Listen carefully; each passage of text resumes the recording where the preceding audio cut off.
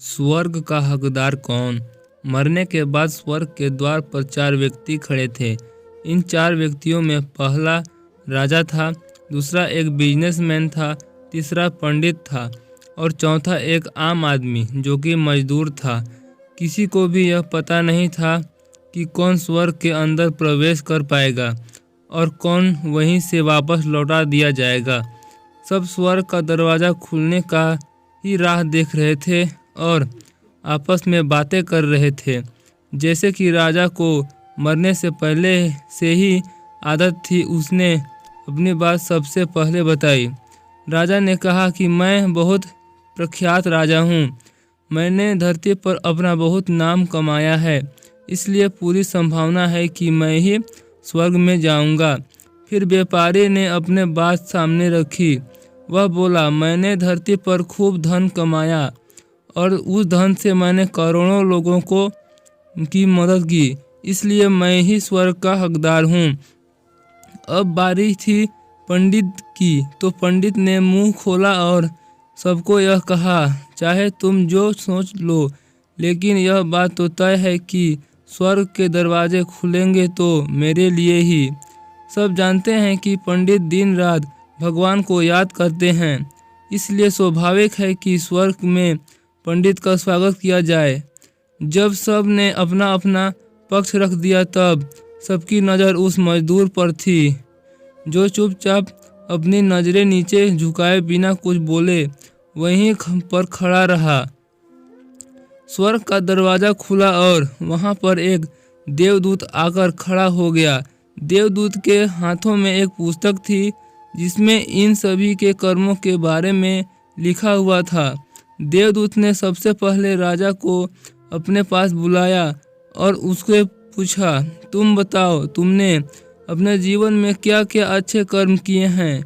मैं उन्हें उस पुस्तक में देखकर फैसला करूंगा कि तुम्हें अंदर आने देना है या नहीं। राजा ने कहा, मेरा राज्य जितना बड़ा था उतना ही समृद्ध था और मेरी राज्य के सभी लोग खुशहाल थे। सभी बड़े आनंद से रहते थे। मैंने उन्हें कभी भी किसी भी चीज़ की कमी नहीं होने दी। यही मेरे अच्छे कर्म हैं। देवदूत ने अपने पुस्तक में देखा और देखते के बाद राजा से कहा, तुम सच बोलते हो। तुमने अपने राज्य की प्रजा को बहुत सुखी रखा था, लेकिन तुमने अपने राज्य की सीमा बढ़ाने के लिए जितने युद्ध किए थे, उन युद्ध की वजह से हजारों सैनिकों ने अपनी जान गंवा दी थी। उन हजारों सैनिकों को के परिवार की सुख का दुख का कारण तुम बने, इसलिए तुम स्वर्ग में नहीं आ सकते। अब बारी थी व्यापारी की। व्यापारी से जब देवदूत ने पूछा कि तुम्हारे अच्छे कर्म क्या हैं, तब व्यापारी ने उससे कहा, मैंने सैकड़ों लोगों को खाना खिलाया है, कई आश्रमों में दान किया है, कई निराश्रित लोगों के लिए घर बनाकर दिया है। यह मेरे अच्छे कर्म हैं। देवदूत ने फिर से अपने पुस्तक में ध्यान से देखा और देखने के बाद व्यापारी से कहा, तुम्हारा कहना भी ठीक है कि तुमने बहुत दान धर्म किया है, लेकिन यह दान धर्म तुमने जिन पैसों की से किया है, उन दोनों को कमाने के लिए तुमने न जाने कितने झूठ बोले हैं, कितनी हेराफेरियां की हैं और कितनी मिलावटें की हैं, इसलिए तुम भी स्वर्ग में नहीं आ सकते। जब पंडित से यही सवाल किया गया तो पंडित ने भी बड़े ही आत्मविश्वास के साथ कहा, मैंने अनगिनत लोगों को ज्ञान दिया है, हजारों यज्ञ और पूजाएं की हैं और दिन रात भगवान का जाप किया है। इससे अच्छे कर्म और क्या हो सकते हैं? देवदूत ने अपने पुस्तक के अंदर झांक कर देखा और पंडित से कहा, आपने जितने भी लोगों को जो भी ज्ञान दिया है, उन बातों पर खुद कभी अमल नहीं किया। आपसे यज्ञ पूजा या भगवान का नाम निस्वार्थ भाव से कभी नहीं लिया, इसलिए आपका भी स्वर्ग में आना प्रतिबंधित है। मजदूर यह सब देखकर हैरान था। वह अब तक जिन्हें महान समझता जा रहा था, उनकी व्याख्या स्वर्ग के दरवाजे पर आकर बदल गई थी। धरती पर जिन कर्मों को अच्छा समझा जाता है, उनका यहाँ पर कोई मूल्य नहीं था। यमदूत ने जब इस मजदूर को अपने पास बुलाया और इससे पहले कि वह सबसे उससे अच्छे से कर्मों के बारे में पूछता, मजदूर बोल पड़ा, प्रभु, मैं जानता हूँ कि मैं भी स्वर्ग में आने के लायक नहीं हूँ, लेकिन मैं फिर भी एक बार आपसे स्वर्ग को झांक कर देखना चाहता हूँ। बस इससे ज़्यादा मेरी कोई इच्छा नहीं है, क्योंकि ऐसी इच्छा पालन के लिए मैंने जीवन में कुछ नहीं किया। मैंने पूरा दिन मेहनत करता और जो भी पैसा कमाता अपने परिवार के पालन पोषण में खर्च कर देता।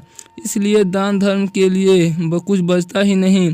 लोगों की भला में मैं क्या सेवा कर सकता हूँ, क्योंकि काम के बाद थोड़ा सा समय निकलता, उससे ही मैं बूढ़ी माँ की सेवा में बिताता था। और यह सब करने के बाद मैं कभी कभी मंदिर भी चला जाता था और भगवान से जैसा भी मुझे दिया है उस जीवन के लिए धन्यवाद कहता हूँ।